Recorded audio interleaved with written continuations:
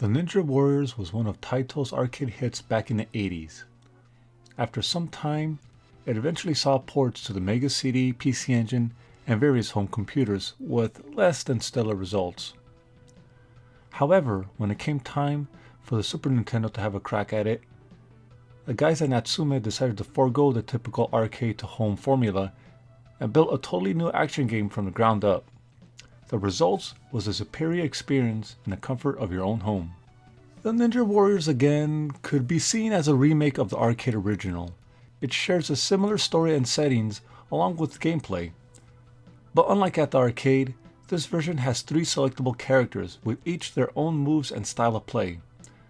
The Ninja, yes I know it's a kind of generic sounding name, regardless, is a slow moving but powerful character with many dash attacks and devastating body throws. Kamatachi is a fast but weak moving character, but despite the lack of attack damage, he makes up for it with rapid but devastating combos that can quickly take down most enemies. Finally, we have Kunoichi.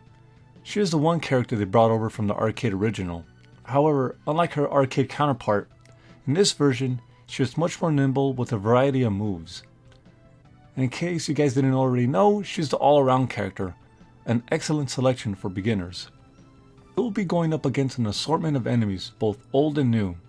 Everything from a lowly knife-wielding soldier to a giant android, each with different attacks and defense.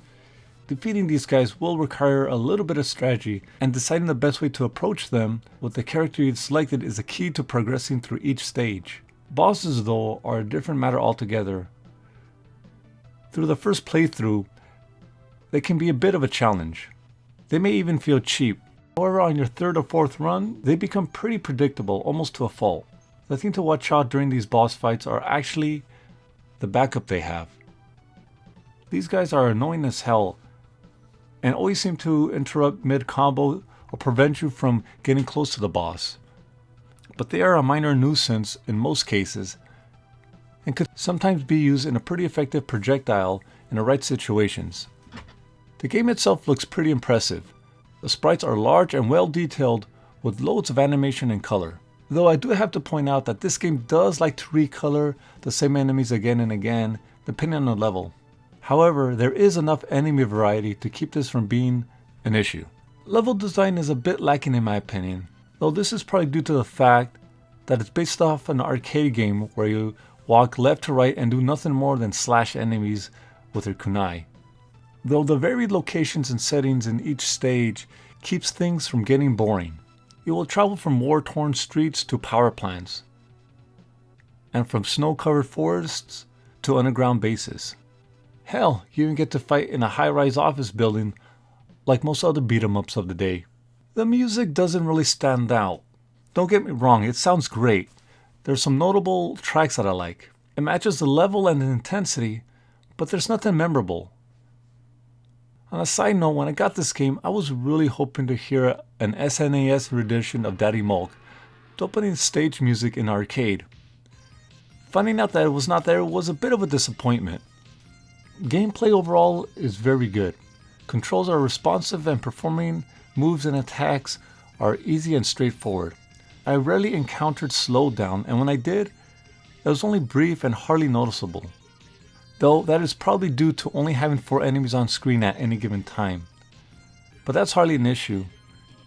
It seems that once you take down one guy, another one takes its place in order to keep the action going, forcing the player to continually change its strategy once a new enemy type appears on screen. My biggest issue with Ninja Warrior again is the lack of any cooperative play. Back in the arcade original, you had a choice to play with a friend, and this version could have benefited with an extra player, especially with some of the boss fights. This was probably a design choice considering the Super Nintendo's limitations. Adding another playable character would probably have been taxing on the hardware, plaguing the game with slowdown. Regardless, the Ninja Warriors again is a fine action beat 'em up. With 8 levels, 3 characters to play as, and intense fights, this game will take you around 1 hour to beat. I have to give this game a B. The only thing keeping this game from getting a solid A would be the lack of multiplayer. Besides that, this game is loads of fun, and each playthrough will last you about an hour. It's truly worthy of any SNES collection. Thank you guys for watching this video. Please comment, rate, and subscribe. And like always, have a good one. Take care, guys.